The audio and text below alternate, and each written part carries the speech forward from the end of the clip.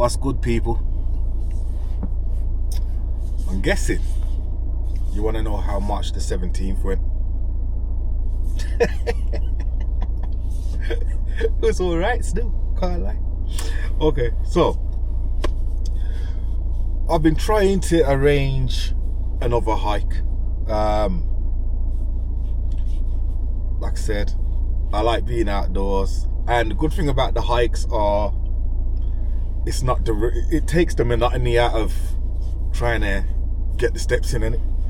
So obviously I work a shift pattern, 6 days on, 2 days off. So the plan is I want to go on a hike. Now the thing is, spoke to my nephew, spoke to my sons. One of my sons and one of my nephews busy with work. In fact, both my nephews are busy, but there might be a slim chance. Anyway, I digress. In talking to my nephew, it's like, you know what, I'm working, I can't come, but what are you doing today? I'm like, look, finish work at 6. Then it's just a regular. Okay, cool. Tell you what I'm gonna do. I will come and meet you, and we can, catch up, have a chat. Alright, cool. But I've still got to get my steps in. I think at the time of talking to him, throughout the course of the day, I was probably at about 3,000 and change. So yeah, he decided that he was going to walk with me, Lord. Sorry. He's going to walk with me. Cool. So after work, went home, got changed, waited for him to pick me up. We then headed out. Ended up in flipping Sutton Park, by which time it was pitch black. And we were unprepared. We didn't really think that far ahead. Now I already know that it's dark. I also knew that it wasn't gonna rain, so it didn't really matter that much. But trying to do 5 miles in the dark is absolutely hilarious, especially when it's something that you're just not used to doing. The last time I did it, obviously I was by myself, and it kind of felt like, because the sky was clear, the stars and the moon was out, and like certain parts of the actual the trail were decently illuminated, but this time it was completely pitch black. Yeah, so we're literally staggering about in the dark, more or less.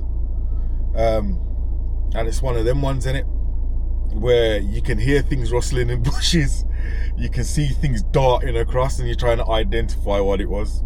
Long story short, caught with a joke. Managed to get my steps in. All's good with the world. What I will say is, it was one of those days where, you know what, you link up, you kick back, you chat, you get me? There was a trip to the off license. We drank. Do you get me? It was intentional. It wasn't. You get me?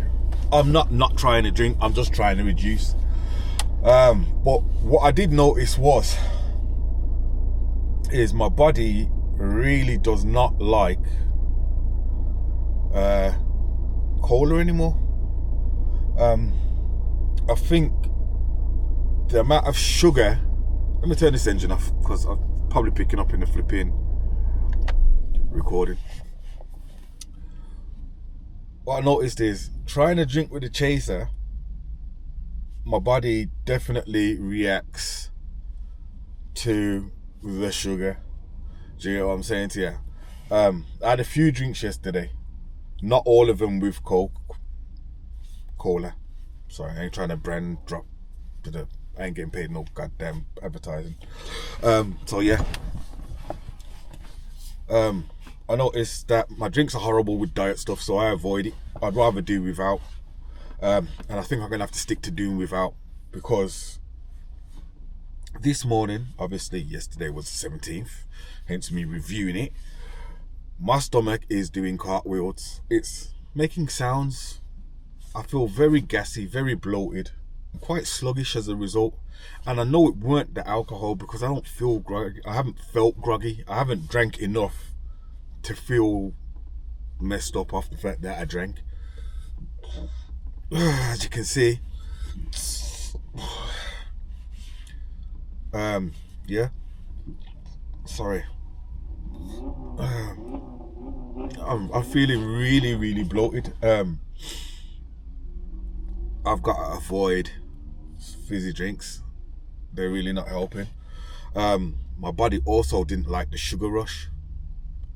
So yeah, I'm avoiding it.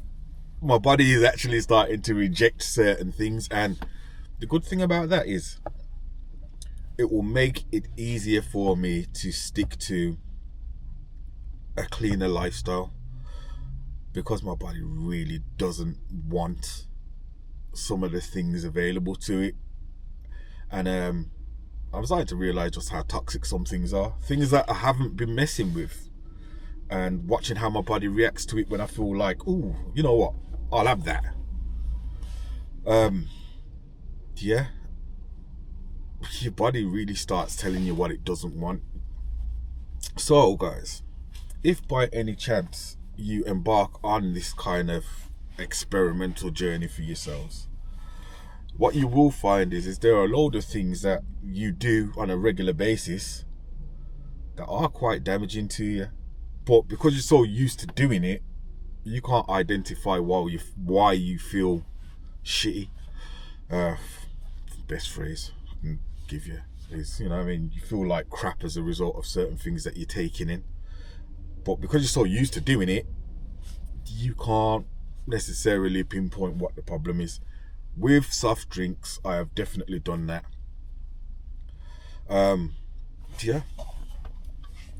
So that's one more problem resolved. I don't know how going on holiday and stuff is going to work, because I generally drink a lot of soft drinks because you can't drink the water.